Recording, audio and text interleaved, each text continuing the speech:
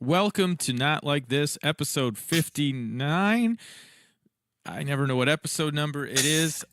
I'm Jim Snedeker, and with me is JD because Dale is still out there cheddar chasing, trying to get that money.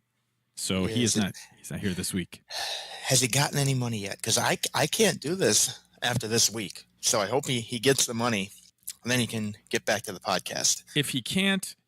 I will figure something out. I am a professional. At least everybody that I play Overwatch thinks that because they hear my microphone and they go, "Wow, man, your mic sounds really good. Are you like a pro streamer?"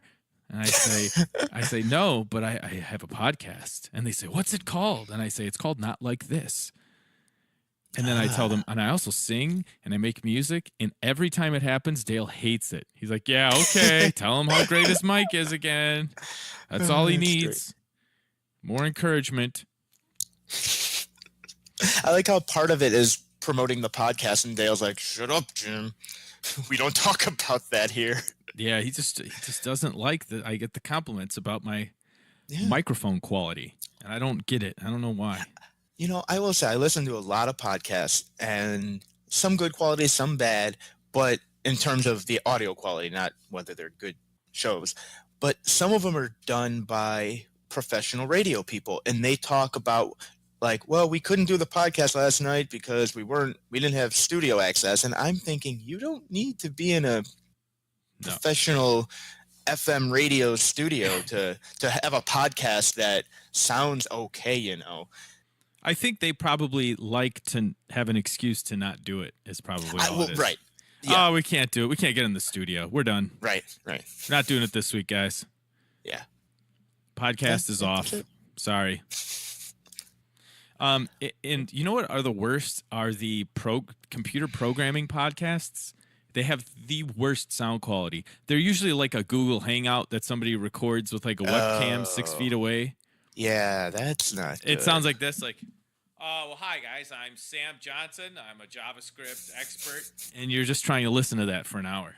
Yeah. I listened to somewhere where they do an interview, and they haven't figured out how to... I literally think they have a phone on speakerphone next to the microphone of the person who's actually there, whose podcast it is, and it's so bad. It's really hard to listen to. But I'm not going to be the guy that's like, "Hey, you should fix that." I just don't listen. So this is something that just popped up on my phone right now, and regardless of whether or not any of this is true, the way the headline is written, this can only be a Fox News headline. So this is from FoxNews.com. Alabama-born ISIS wife who reportedly told Americans to kill themselves now begging to come home.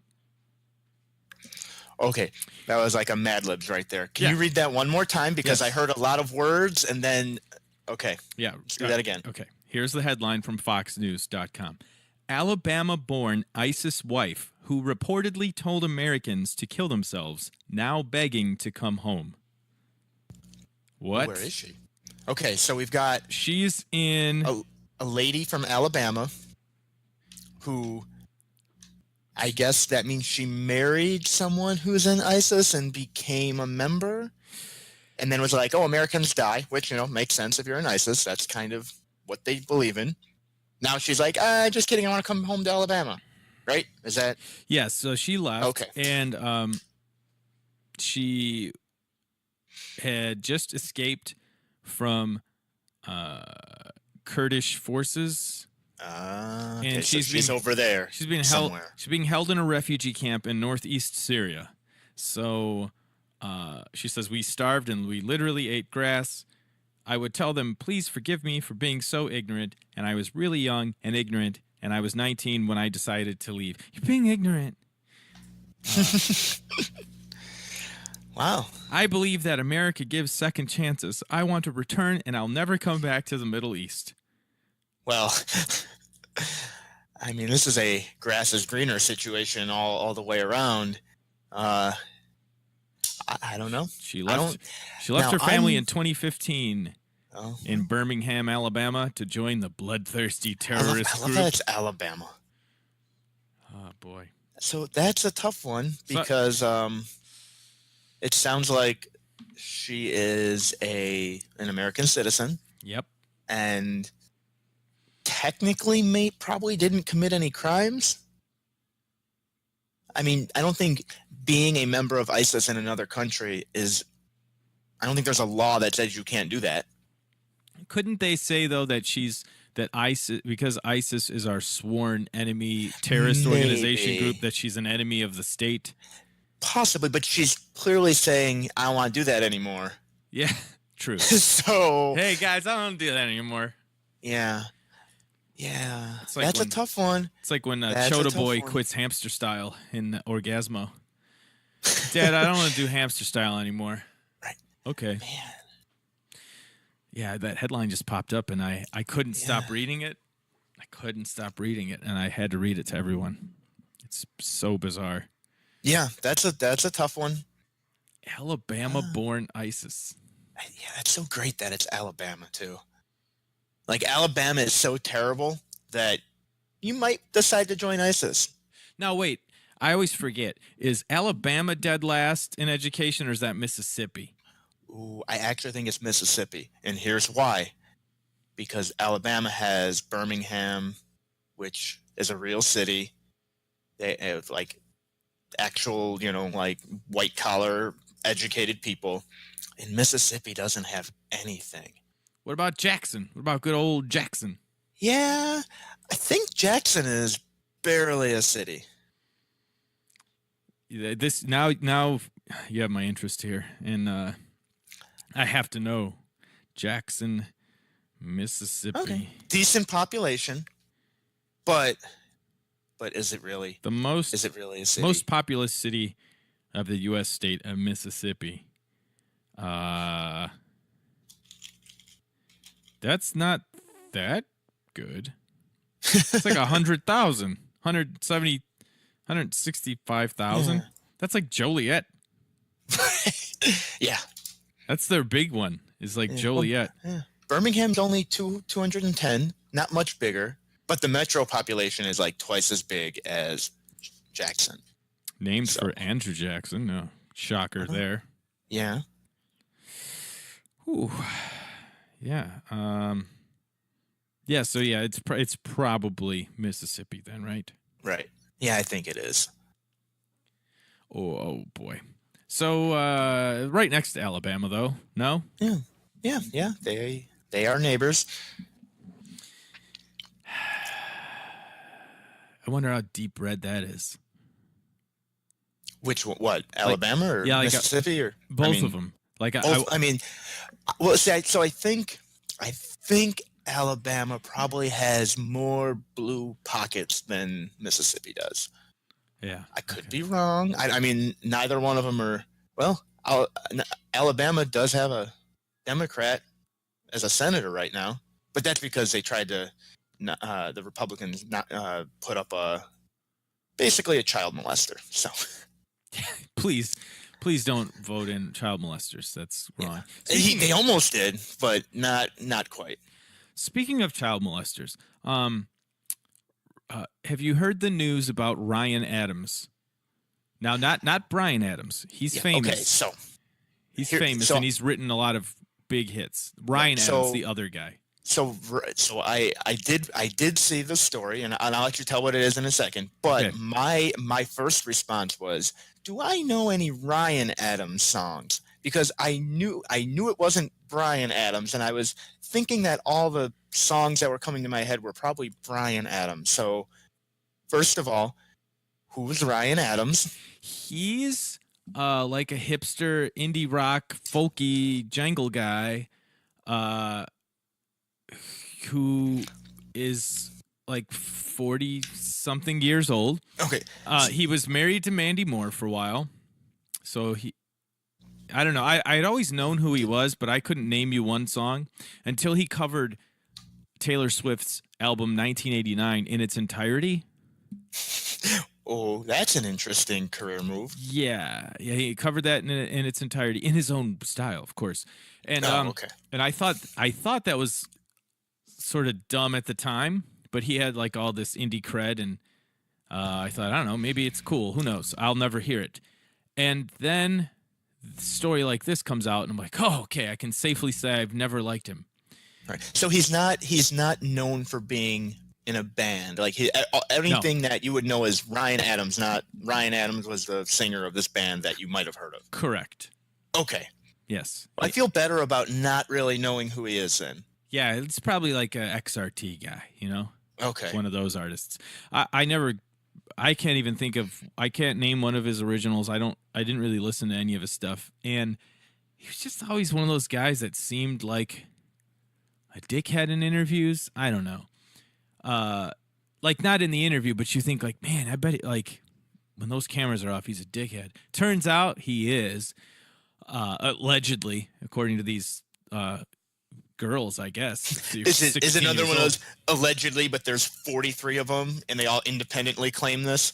It's like allegedly, but there's like 7 or 8 of them, and they have text messages, and the FBI is investigating it at this point. We will say allegedly. Yeah. Because, he was married to Mandy Moore. She said that he was very controlling and like sabotaged her music career and tried to micromanage all of it, and he'd have these fits of rage, and they'd get in these arguments, and then all of these other women said the same thing, and he would try and leverage his production stuff for sex, allegedly, like that. Who is that guy? He has like a dumb name, the Kesha producer guy. What's his name? Like Big Verne, or like he has a dumb name. I cannot remember his name. I know who you're talking about. Right. So. Dr. Luke. Dr. Luke, yeah, I knew it was dumb. It's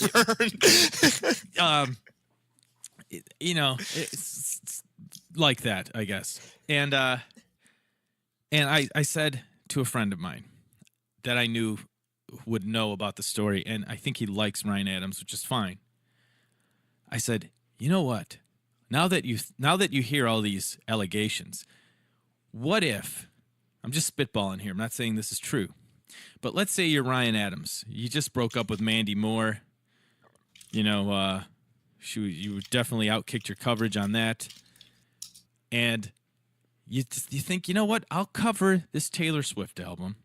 I've got some indie cred, so she'll hear about it. It'll be on XRT. I'll get some tweets. Maybe she'll tweet at me. Then I tweet at her. Then I slide in the DMs. Then she asks me to come on stage when she's playing in a place that I'm going to be, to just do like one of her songs I covered off 1989, just like a 1-song guest spot thing, which she does. Taylor Swift does that. And then, maybe I'll be backstage after the show, and then maybe I'll be staying at the same hotel she's staying at. Maybe, makes sense. I mean, It doesn't really take a ton of effort to just cover someone's album in its entirety. You got to record it and do your own thing, but like the writing the songs is the hard part. So I don't think it's a stretch that he would write the album to get closer to Taylor Swift. Now that I've heard these allegations, right? Yeah, they're all gonna fall. At some point, all the bad guys are gonna be, and it turns out it's most of the guys. Yeah, allegedly, according to these texts, he sent her a picture of his junk, and then found out later she wasn't 18 or something. But if you don't have that nailed down, first of all, or at the very least, a text message that says, "I am 18." Yeah, you're 40 fucking years old. Right. How about you don't send pictures of your penis to someone that you know is at least a teenager? 18, 19, 16, 14. I think 15 at one point in their interactions. Just, just really gross. It's just gross. And when there's a text trail, that's not good. What also isn't good is when something like this happens and the knee-jerk reaction is like, not true. There's no way. This is horrible. It's a smear campaign. Why? A smear campaign against you for what? Right. What is the motive? Right. At least with Bill Cosby, they're like, oh, he's a strong, prominent African-American figure, and he's done so much for the community, and it's the white media just trying to tear him down. I'm like, that That adds up if that's the conspiracy you're going with. But Ryan Adams, the New York Times, is like a smear campaign against Ryan Adams. Yeah. Most of this has been like, who's he? Oh, he's this guy who did this thing. Yeah, I spent only a couple minutes reading the story because I didn't know who it was, and it doesn't mean it doesn't matter or that the victims don't matter, but the celebrity aspect of it had no appeal for me because he was not a celebrity for me. His Wikipedia page, other than this article is about blah, blah, blah, if it's the baseball player, go here, whatever, the next line is not to be confused with Bryan Adams.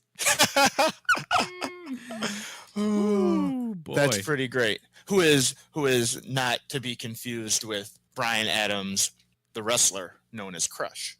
Correct. Okay. Sky Point. So Ryan, not Brian, also not other Brian. Yeah. He Associated Acts, John Mayer. I don't why.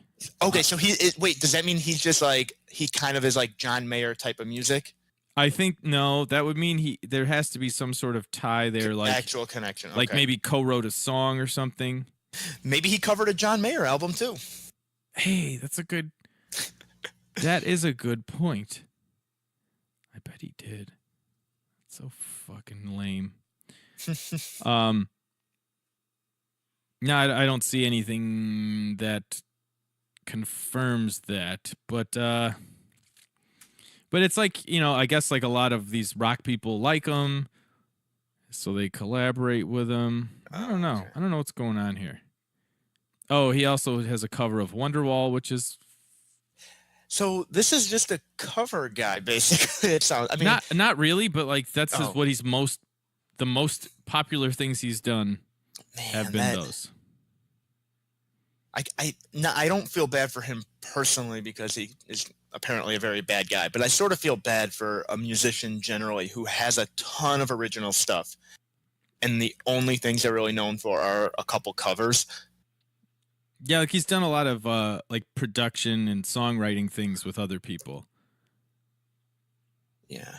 Okay, so I'm this is great. At a concert in October 2002, someone in the audience yelled out a request for Summer of '69, a hit by the similarly named Bryan Adams. Ryan reacted with a stream of expletives and ordered the house lights turned on. Yeah, so right away, he paid the fan $30 for a refund and ordered him to leave and that he wouldn't play until the guy left. Now, to me, that's great. I would have played the song if I knew it. Or if I didn't know it, I'd play, I think most musicians could play, just, the chorus or something. Yeah. Kind of fake it and sing a couple lines. That's great. What his first name is also not really Ryan. That's his middle name. So it's kind of your fault for making your name rhyme with Bryan Adams. Because Bryan Adams has been around for... I mean, this guy's been around a while, it sounds like, but Bryan Adams has been around for much longer than that. Yeah, he's been probably since the 80s, right? Or at least early 90s? Late 70s. Oh, really? Very early 80s. His big breakout album, Reckless, I think that came out in like 83 or 82. Okay. That's the one that's got Summer of '69 on it. And wow, I didn't realize that song was that old. Yeah, old. It's like as old as we are, a little older. Yeah. Now, why wouldn't you have fun with that? Like, why wouldn't you be like, oh, I get it. And even if it's like, it's the 1,000th time somebody's done this, like, okay, but. Well, I feel like it had now, unless he was just having a really bad day. I get it. Sometimes you're having a bad day, and the things that normally you shake off when you're having the bad day, that's when you kind of lose it. That happens. Mm-hmm. But I feel like if it had happened a lot, either the story would be, if you ask for it, he'll kick you out, which actually would be okay if like that's the thing. Yeah. Like, go ahead, dare to do it. You're gonna get kicked out, or it had not because like why that one time would he kick the guy out? So I have a feeling he hadn't heard it or hadn't heard it often. Yeah, it just seems like a weird situation altogether. Like I've heard that story that you mentioned before too. And it just seems bizarre to even let that affect you. Like how quiet is it in there where you can hear that? Right. And it affects everybody, and people are probably laughing, oh, ha ha, Bryan. Yeah. They're all going to laugh at you. And And then he's, turn up the house lights, get this guy out of here. It's like an Axl Rose move. Right. And couldn't you just ignore, even if you're pretty sure other people heard it, they don't know that you heard it. Because I assume the people on stage probably aren't hearing things happening off stage unless they're reacting to it. So either laugh it off and go on with the next song or ignore it completely. But sounds like he's not a great guy. It's not like heckling at a comedy show either, because no, if you're in especially a comedy club, you're in a club, you're doing your routine. If somebody starts heckling, they're like interrupting the show. And I get when comedians have people kicked out for heckling instead of like, it's one thing if they thrash them too, which is fun, if they like tear them to pieces first and then kick them out. But especially if you're taping a special or something and some person's just yelling shit and they're drunk and they're being an idiot, like, get them out of here so I can finish my act. But if someone's just yelling in between songs like Summer of '69, like, you're going to be like, get this guy out of here. Why? Just play the next fucking song and no one's going to hear shit. Right, you can just be louder than the person. Yeah. You can't do that with comedy where you're talking and they're talking. And you have a microphone, but a person yelling will at the very least be disruptive, even with the person with the microphone. So yeah, I don't know. Seems like not a nice guy. So hopefully there are some consequences. I didn't know she was under 18. Yeah, but you knew you were over 40. Right. What the fuck is wrong with you? Yeah, that's it. Even if it were technically legal. Even if she was 19, if you're like, hey, here's my old 42-year-old penis, like, Yeah, I don't know. I don't get that. I don't get it, but he's not the only guy who kind of goes down that path. Yeah, even the legal path, and not the only one. I don't think it's illegal if the person's over 18 for him to be like, hey, I want to make this album with you. Oh, we're dating and like, oh, we're screwing around, and now you don't want to do that. I'm not making this album now. I don't think that's illegal on the surface. It's just it's like bad. It's what bad people do. Right. So is what's going on with Manny Machado? I don't know. I don't know who's going to sign him or how much. I don't know. Apparently, it's almost baseball season, and there's a lot of baseball players who don't have a team to play for. A lot of Sox fans saw the picture of a glove that's black and white and silver, and I guess they overlooked the fact that people on all different teams have gloves that color. Yeah, that's kind of basic. It's not like if the White Sox wore, I don't know, they wore green and he was wearing, and then he put on green, like that'd be different because not everyone has green batting gloves, but they're white, Jim. The gloves are white. Only one team has white in their name. He must be going to the. Oh yeah, well it was his fielding glove, like, and it was black and silver. Oh, okay. And a little bit of white, and like, it's Sox how many colors. Different color fielding gloves there? There's like you can either get a black one or a brown one, or another kind of brown. Or maybe a beige, which is sort of like brown. So I don't think that tells you a lot. That means they're going to the Giants if they have a brown glove or something. Right. Right? I don't think so. Sox fans were commenting on it on Facebook. It's got to be the Sox. And some people are like, oh, it could be Yankees. Like, well, it could be Yankees just because anyone could wear that glove, but those aren't Yankee colors. Do any Yankee players wear Yankee-colored gloves? Fielding gloves? No. I don't think anybody wears team-specific colored gloves. That's not a thing. I've seen blue gloves and red gloves and stuff like that. I've seen it. It is sort of a thing. Maybe a little bit, but it's not everyone on the Cubs isn't wearing a blue or a red glove. There might be one guy. Correct. Not everyone who does that, or two guys, but I just don't. First of all, I don't think it means anything. Secondly, he might just be trolling. He might have just gotten a glove and then said, hey, let's put it up to be fun. Yeah. I don't think it means anything, because here's the thing. He would have announced, that was a few days ago. If that was telling us anything, he probably would have signed. If that was saying something, that means he signed with a team. Like if the glove meant that he signed with a team, then it would have been announced that he signed with a team. Right. Like when you're trying to sell Sox tickets, you get that out in the news right away. You know, you're not like, let's hide the fact that we have this superstar player signed to our team now. Right. So I don't think it means anything. No, I don't either. And it's not like him even saying, like a lot of the NBA guys are kind of dropping hints at where they want to go. I don't even think it's that, because we all know that the White Sox are on his list, and he may or may not come to Chicago. But yeah, it's not like his way of saying, well, I kind of want to go there. We know he kind of wants to go. Yes. Yeah, we already know here, he kind of wants or to another couple places that are also on his list. So I don't think it matters. I think people are just so starved for any kind of news of an important player joining a team that they will latch onto anything, because boy, are the good players not signing, and there's a bunch of them still. I think people love little hints and sort of I don't know, like foreshadowing things like that. Well, I think if people he had love done that, if it's like a movie set and it's like, look, the locker on the set's number 43. You remember what that means in the comics? Or, you know, it's like people like shit like that. Well, if he had done it in November, I'd be like, oh yeah, that might be something. It's February. We got to get people on teams here. Spring training has begun. So I don't think this is the time for a little hint dropping. If that's the team you're going to sign with, you should probably do it. Unless you don't want to do all of the long spring training, which would be kind of great. If the Stars, like, they agreed with teams in December and they're like, but I'm not signing till March 1st because I am not doing 7 weeks of spring training. Right. Yeah, that's kind of silly. Yeah. Interesting. I just wanted to bring it up. Did the boss man give you anything to force you to talk about? He didn't. I have not talked to him. So this is all us this week. We can do whatever we want. Unfortunately, I haven't talked to him recently either. He's must be working hard. He's been off the grid.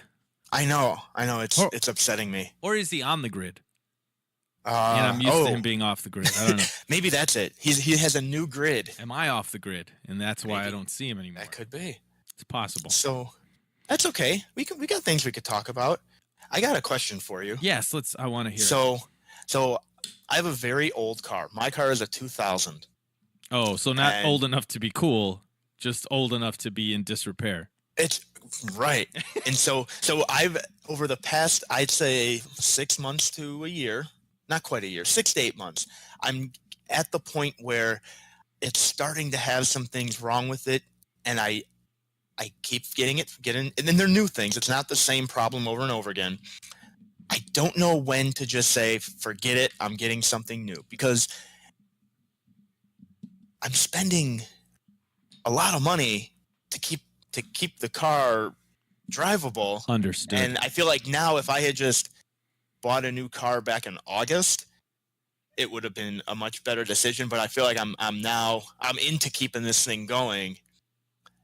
Well, and so it's like every like 2 months I've had to put $1,000 or so into the car, and that's not fun. That's a lot of money. So it is. But these are things that are like, today he told car's in the shop right now, and the thing that's wrong with it. And I'm not going to explain it. I don't really know cars, so I'd get it wrong anyway. But he said these hoses are the original hoses. So whatever the hose is, for whatever's wrong with it, they're 19, 20 years old. Right. Which to me is a good run. So yeah, they're probably dried out and cracked and and I totally understand why they wouldn't be in good shape anymore. And little valves, so that's what it is. It's like valves are starting to go, and hoses, and the big stuff, the engine's good, transmission's good, all that stuff's good. It's just these little things. And I was talking to the guy, I said, well, I've put so much money into it. Is there anything else that could even go wrong at this point? Because I'm spending a lot of money, Jim. Okay, so how many miles do you have on the car? I am just in rough. the 160s. I can't remember. I got an oil change a couple weeks ago, and it's somewhere in the 160s. It's a Toyota. Those are supposed to last a while. Yeah, that's not an obscene amount for a Toyota, but it is really old. Like, that's not a lot of miles for that age of a car. Right. So if your transmission is in good shape, that's the nail in the coffin. When you've got an old car and the transmission goes, you're looking at several $1,000s. at least. Yeah. Just right off Right. the And bat. and I think anything engine or transmission is usually, from my limited understanding, that's usually the all right, just go get a new car time. Yes. Anything else you can kind of patch it up, get a new part here and there. But Yeah, I would say, yeah, you're in a pickle because you've invested all the money and gotten Right. these things replaced. So now, if you get rid of the car, you're going to lose a substantial amount of money getting rid of it because you're not And going I to get get your no, money. it's Not getting right. money back And on those repairs. well, and it's not like I'm increasing the actual monetary value of the car That's what I because mean. it's so right because it's so if I trade it in, I'm getting $500 or whatever, no matter what I do to it now. I mean, even if you sell it to a private party, you're not going to get anywhere near the amount of money you've put into the repairs Right. back. It's sort of just going to be on the high end maybe of that year, like Right. even if you get the high end, you're still you've gotten a lot of Right. miles, a lot of years out of it, I guess. Right. I've had it since 2000. This is actually the only car I've ever owned, Wow. which is part of why I haven't gotten a new one. Not that I'm like attached to it, like in an emotional way or like sentimental way. I'm attached to it in this is the car I'm comfortable with, and as long as it runs, I don't feel like going and get something new. I don't blame you. Makes sense. I don't like the car shopping experience at all. So It's the worst thing ever. yeah, it really is. And because I'm not an expert and I'm paranoid, I assume everything they say they're trying to rip me off, and I'm probably right. But I don't know how they're trying to rip me off or like how to flip it back on them. I just know like, oh, here I'm getting screwed, and it's gonna happen because I don't know how to defend myself. Yeah, even when you're buying a new car, you're always thinking in your mind like, is this one they're just trying to get rid of? Could I get it for Right. cheaper than Right. I've gotten them to Oh, agree to? yeah. Like it's always a night. You always feel I like have- you got screwed. You always feel like you got Yeah. screwed no matter what. And I have I get real bad buyer's remorse like with anything, Ooh. even small purchases. I immediately go, I didn't need to do that. I wasted $20, and with a car, that's way more than $20. So At least with a car, well, I needed a car. I'm stuck. I need a car no matter Right. what. So even if I don't like Right. it does what I need it to do. right, that's true. Toyotas do last a long time. They do, and that's why because of the mileage, and I have a whole new exhaust system. I'm gonna have new hoses for something. I had back in like September or so. I was driving, and then all of a sudden the brake pedal went all the way down. That's not fun. Did your brake? Okay, so what went wrong? The brakes themselves were fine. Well, I mean, the back ones could use to be replaced, but the brake lines were all rusted. Oh, so you leaked fluid everywhere. It must have been something like, but Yeah. yeah, so they had to replace like all the rusted out stuff, which again, almost 20 years old, and again, over $1,000. And you've lived in Chicago for a long time, so a lot of salt, a lot of snow. Yeah, right. That shit's gonna rust. And I've never ever once gotten a car wash. Well, I mean, there is a good Which you reason to do should. that. There is. Oh, I'm not saying you shouldn't, but at this point, it's probably not going to happen with this car. Like the people that baby them and that's excessive. But if it's really Right. shitty and salty out, I like to Yeah, go you get should. it washed. Yeah, and I don't drive that much these days, so I feel like I can get another couple of years out of this car. And I am not a person who cares about how it looks and Mhm. driving the cool car, anything like that. If it runs and it will get me to where I'm going without me panicking that it's going to fall apart, I'm fine with it. So I feel like I might as well just keep going with this thing until it stops. Put the money in when I have to until it doesn't work anymore. I don't really blame you. There have been times where it's just financially made more sense for me to get a different car. Right. But other than that, I keep them. I'm not the guy that trades the car in 2 years for another. No, I would never. No, I run it. I'm really a run it into the ground. And I don't mean don't take care of it. Like I said, these issues Yeah. are 19 years in. Yeah. It's not like I've been dealing with this since I've had the car. I probably don't get it in for checkups as often as I should, but I do the oil changes and all that, but I don't know. I think I'm gonna, if I have to put a couple grand into it every year to keep it going, I feel like that's the right move. Well, yeah, I mean, you think your payments would be somewhere around Right. $200-$300 a month. Yeah, and I can afford the. I'm not unable to get a new car, like financially. I'd prefer not to have that, Right. but Sure. Yeah, if you can afford a couple grand a year, that's a lot less than a new car payment, and then that new car warranty is only going to last for 3 years or so, usually 3 4. right, Sometimes they'll have a good warranty on the engine and transmission at like 5. If you get a Hyundai, they have like a 10-year warranty, whatever. But even so, you don't want to be making payments on a car and then have to spend money on repairs on top of that. right. You know, I would say just ride it out. That's what I would do. All right, so I shouldn't feel I shouldn't feel like I'm making a bad financial move by kind of throwing money at these problems that keep coming up. Because I mean, it's been a lot, but also, it's normally it's just the typical brakes every now and then or new tires every now and then. I haven't had a ton of problems with this car. Good. So it's just lately it's like an old person where it's like going to the hospital every couple months for some new thing. Eventually you feel like they're all going to build up. But with a car, they can just put a whole new exhaust system in. You can't do that with a person. Yeah, and the things you're well, naming, you kind of can, but yeah. Well, and who knows with CRISPR and things we're getting at, we might reverse the aging process. You never know. Yeah. You know what bothers me is when people talk about how old cars were so much better, because they weren't. They were way worse. Yeah. They were way worse, and people. Right. But like back in the 60s, let's say you worked at the mill or something, you could just buy a car every 5 years for like $1,000, which yeah. wasn't Or if you cheap, bought a used car, you could get a used car for $200, $400, whatever. Right. And then, what I mean is, like, you made enough money to where you wouldn't have. Back then, people didn't take out these 5-6 year loans on a car. Right. They just like saved up a little bit of money and they're like, we need a new car. We'll buy this one. It's $2,000. It's a nice one.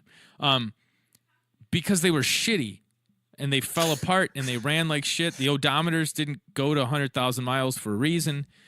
And but people like to wax nostalgic about vintage cars being better.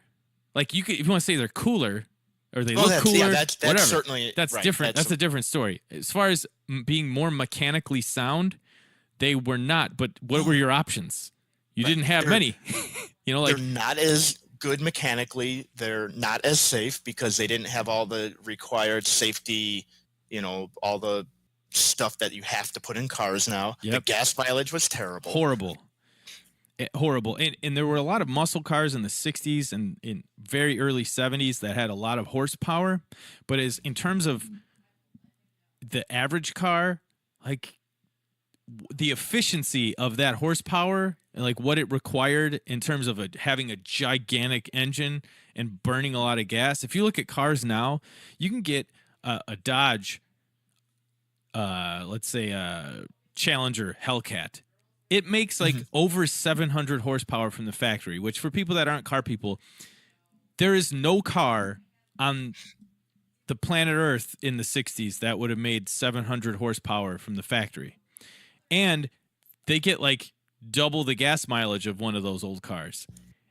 They're like how good cars are now in terms of speed and handling and everything is freaking ridiculous compared to the 60s. Like any of those old cars that drive really nice and are really fast, they didn't come from the factory like that. Right. Even the ones that had a lot of power from the factory, they didn't have good handling and suspension and all that.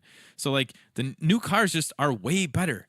A Corvette in like 1982 made like 120 horsepower from a 5.7 liter V8 because of all the emissions restrictions and they just shitty engineering and all that garbage.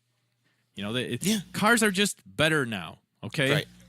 Sorry. They just are. Yeah, they're more. Are they more complicated to repair? Yes. Can they? Right. Do they have right. some repairs that are more costly than an old car would be? Yes. They also Well, don't right. just fall apart, and they have like GPS in them, and they get really good gas mileage, and they're Right. a lot safer. It's just they're just better now. Yeah, and honestly, think of you don't have as a car owner. There's very little you have to do with a car now to keep it going. And now you should get your oil changes and make sure take it in for the checkup or whatever. You should do that. But if you don't, it'll probably be fine for way longer than it should, considering it's a bunch of metal parts. You know what I mean? Like you Yes. could not get an oil change for a few years, and your car will. It's not good for the car. I'm not recommending it. Well, But it's still going to work. You might be killing the longevity of it down the road. you bring up a good point. But if you go 10,000 miles without an oil change with a new car, it's going to be fine. At least for that time. New cars are designed to. Okay, so for like 40 or 50 years, it's been 3,000 miles, change your oil. 3,000 miles, change your oil. Because oil was worse, and the cars were worse. Right. And now the cars tell you when you need to change the oil. They know how much oil life is left. So when I had my Honda Civic, we have a Toyota now, which is also great, but I kind of missed the Honda. I liked it a lot. It would routinely go 7,000 miles before I needed to change the oil. And there's a really good article on Edmunds.com. It's an older one, but they talk about how so many people waste money and waste good oil by getting their oil changed every 3,000 miles. It doesn't benefit the car, and it doesn't benefit you, and then they're just recycling oil that was still good. Right. And what Edmunds did is they had like a Honda Fit, and they drove it around, and it said it had 5% oil life left, and they sent the oil to a lab, and the lab was like, this oil is still good for like another 2,000 miles. Yeah. And the manuals on cars usually give you a ballpark estimate on the mileage that's way higher than 3,000 too. Yes. So they're trying to tell you the truth. Obviously, Jiffy Lube is going to say 3,000 miles because they want your business. Correct. Don't listen to them. That's exactly what it is. There are good exposés on that type of shit on YouTube too. You don't need to do it, and that's just another benefit to having a newer car. Yeah, is the synthetic oil more? Yes, but you're getting 3 times the amount of life out of it. Right. You're doing it depending on how much you drive, maybe twice a year, if that. If you drive a lot. Right.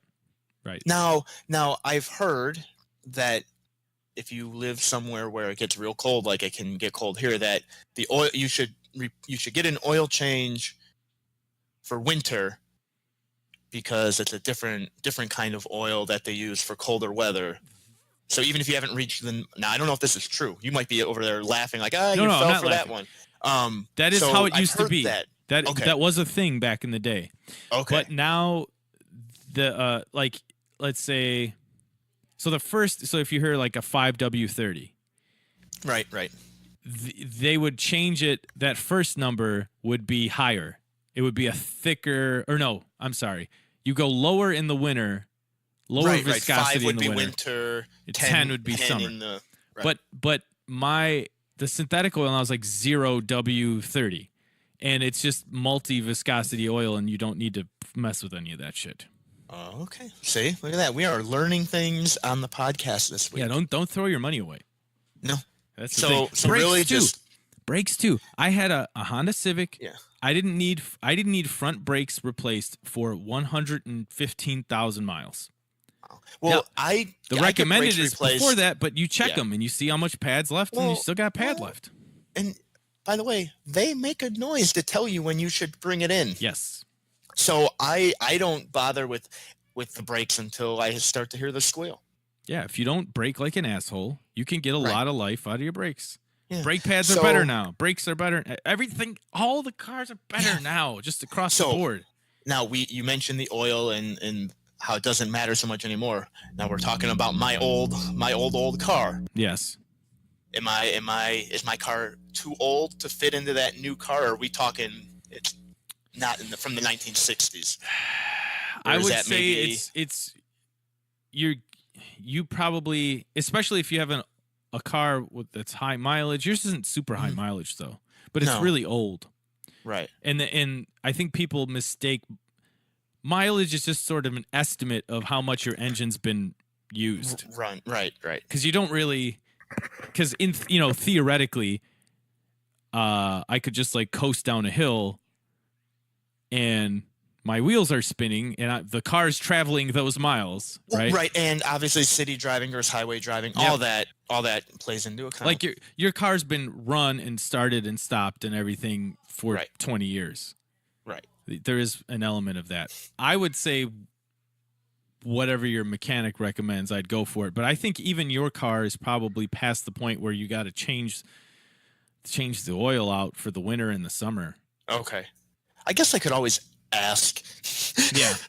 I usually get the oil change at the cheap, like the Jiffy Lube or wherever, just because it's quick. I know I can go in and get out quickly, whereas if I bring it to the mechanic, they might be a little busy to do an oil change. So for convenience, I go to the Jiffy Lube, but I will have to ask the mechanic because a lot of people say, oh, you don't trust the mechanic. You trust the people you go to.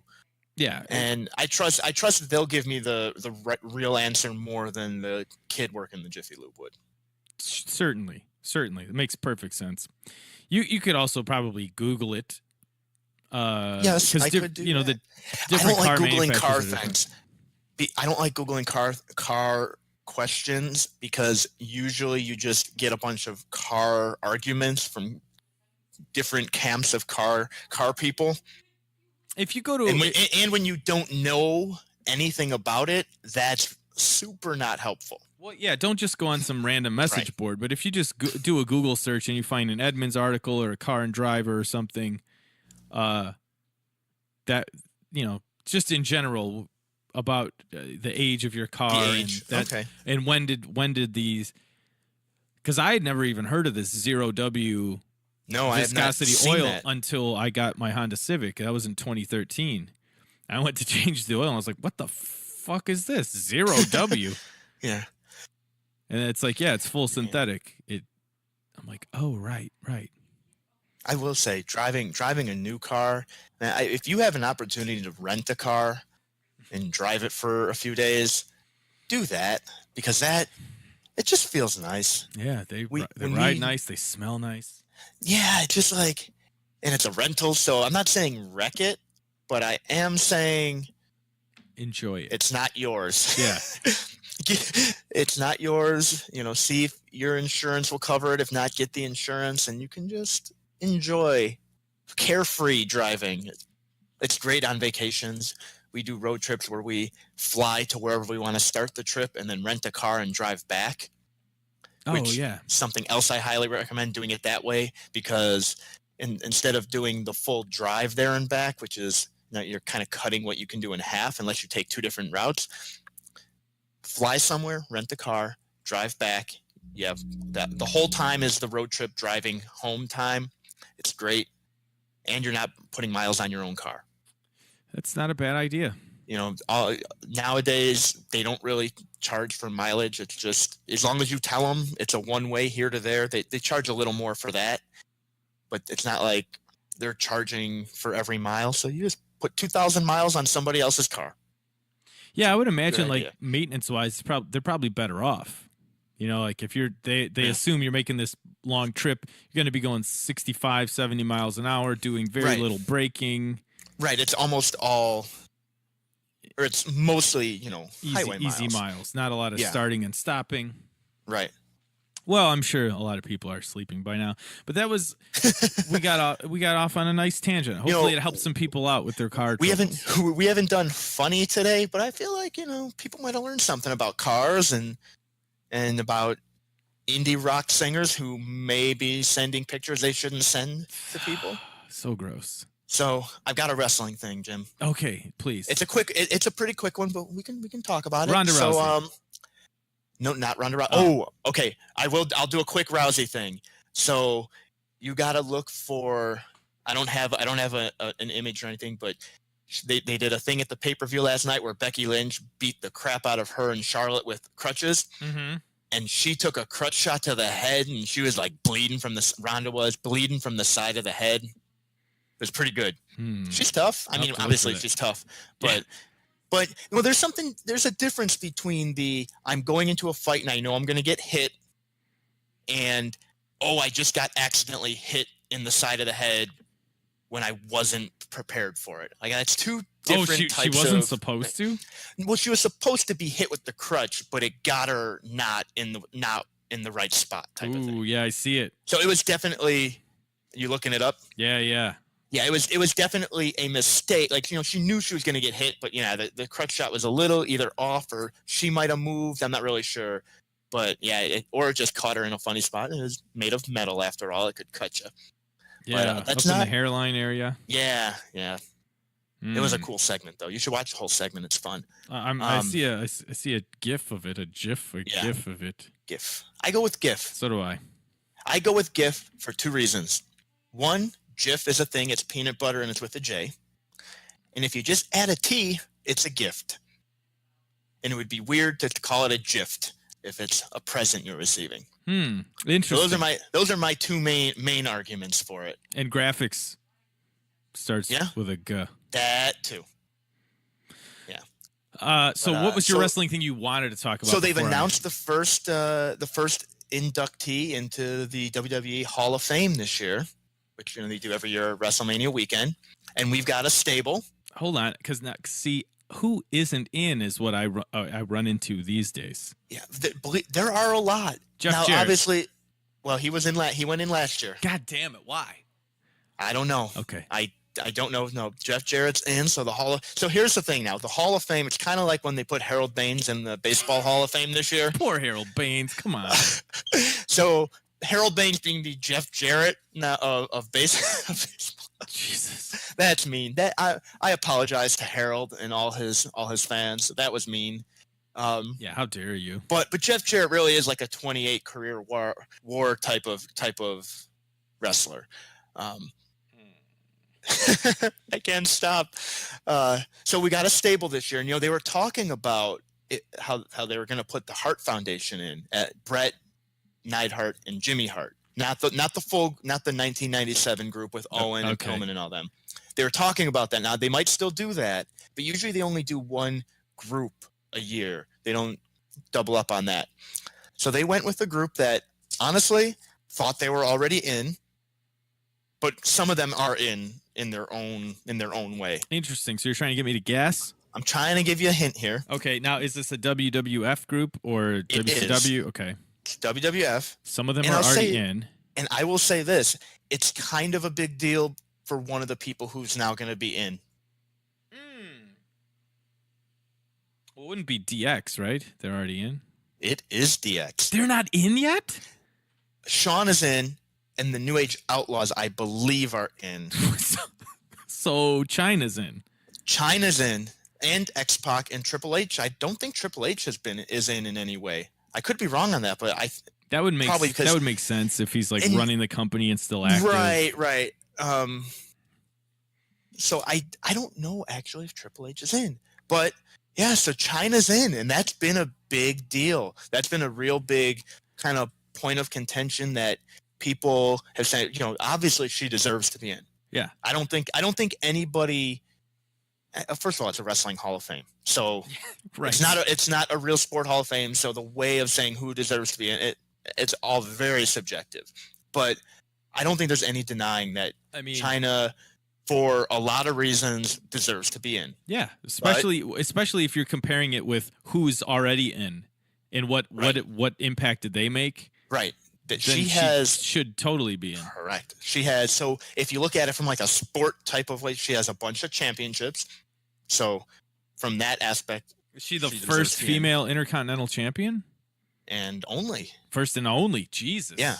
And now that they're pushing women's wrestling and they have all the women's titles, I don't think we will see that crossover. They are kind of teasing some intergender stuff lately, but I don't think they'll do it to the extent of putting a men's title on a woman. You might see a match here or there, Okay. but I don't think they'll do that. So, yeah, first woman in the Royal Rumble, and she was in twice. Really? I believe. I remember her being in, but I she didn't know if she they eliminated had, like, Chris Jericho.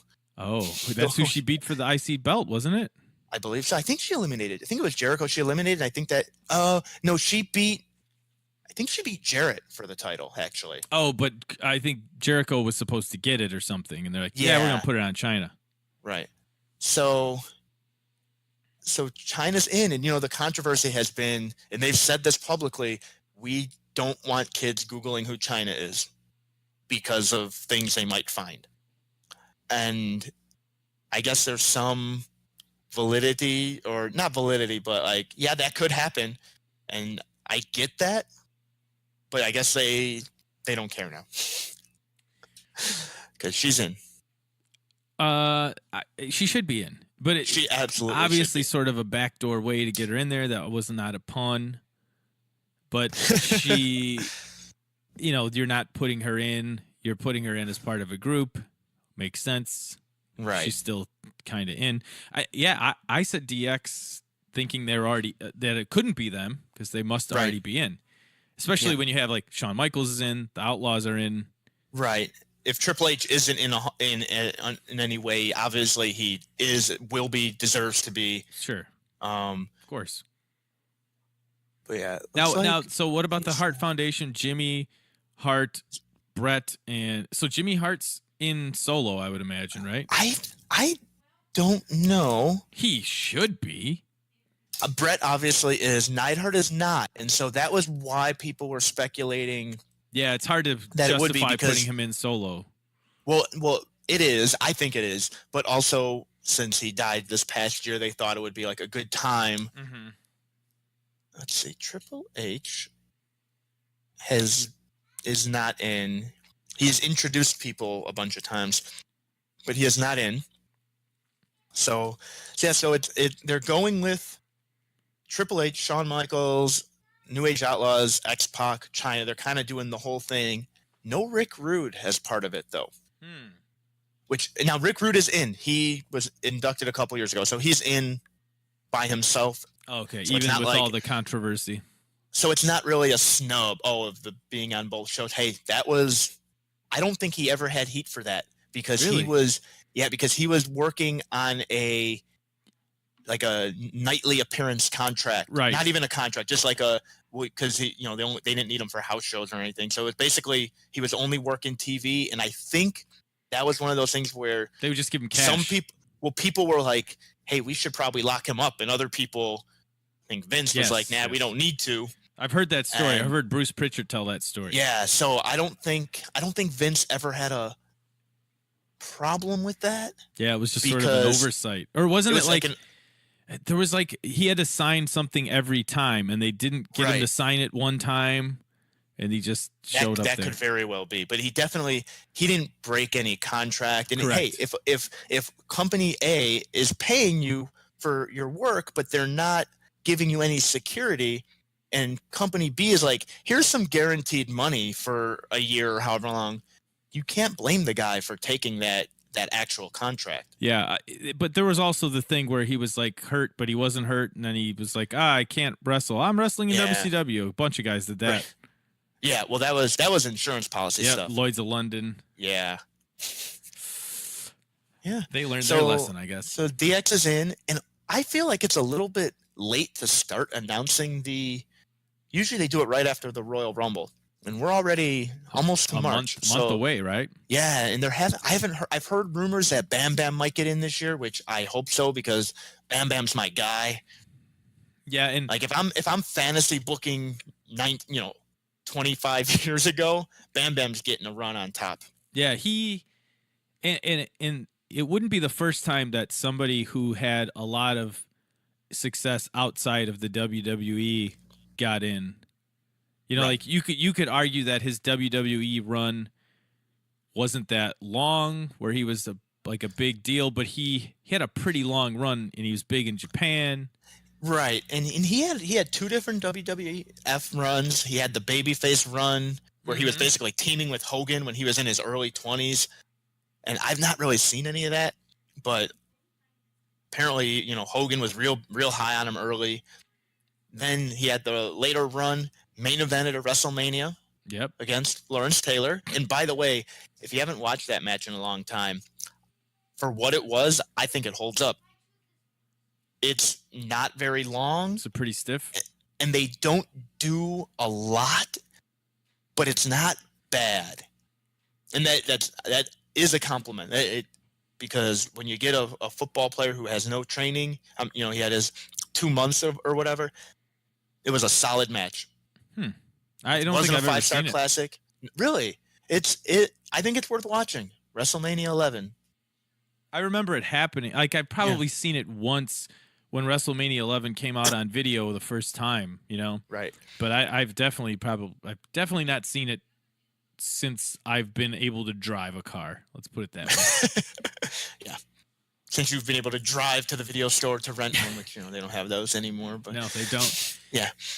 They do. There's a few. It's weird when you see one, and whenever I see one, I think, they're selling drugs. Yeah, like you've got to be supplementing your income somehow. Right. There's something going on in the back that. I always feel like that when I drive past like a random deli in like a shitty neighborhood, like John's Deli. Yeah. And you're just like, there's one car in the parking lot, and you're like, right. You got toilet paper on the shelf from 1998 that nobody's bought. How are you open? Yeah. I do that with like weird specialty stores. You get it in the big city a lot, so they probably aren't doing anything. But when it's like we sell antique clocks and nothing else, it's like, really, how many times a week are you selling a clock to somebody, and how much money is that bringing in? Right. Like, like what are you putting in that clock that people are opening up later? I always feel like they're in some sort of pickle where like it's rent controlled, so they can't leave. Because if they do, they'll not, like, I don't know. Like, oh well, we're locked in with this grandfathered lease, so the rent's really cheap, so we can't let the place go, but we're not really making any money. Right. So let's sell guns out of the back room to make money. Allegedly. Right. I'm not accusing any particular clock store in Chicago of any crimes, but just saying. A raid wouldn't surprise me. I don't have any plugs for this week. We had a show on Friday that went really, really well. Well, tell us about any stories from it. Not really. I mean, like nothing crazy or out of the ordinary. Just a regular good show. It was probably our biggest draw. That's good. Because there was a dedicated space just to go see the band, and that space was full. That's good. Yeah, so it was really good. It was at 18th Street Brewery in Hammond, and it went really well, and their beer was good, and everyone was cordial there. Everyone was really nice, and they want to have us back. So if you go there, listener, don't let them forget that they want to have us back and say, hey, when's that Dad Bod band coming back? Even if you didn't go last time, they don't know that. Say, hey, I saw this band when I was here, a couple weeks ago. Or maybe don't say that and say, I've been hearing about this band, Dad Bod. You guys should have them here. And they'll be like, we actually just did. They'll be like, you did? Oh, man. When are they coming back? Yeah, when are they coming back? There you go. I like it. I will keep you abreast of when the new Dad Bod shows happen. This sounds good. Was episode 58? 9? 9? This was episode 9. 59. I'm Jim Snedeker. And I'm Big Verne. Big Verne.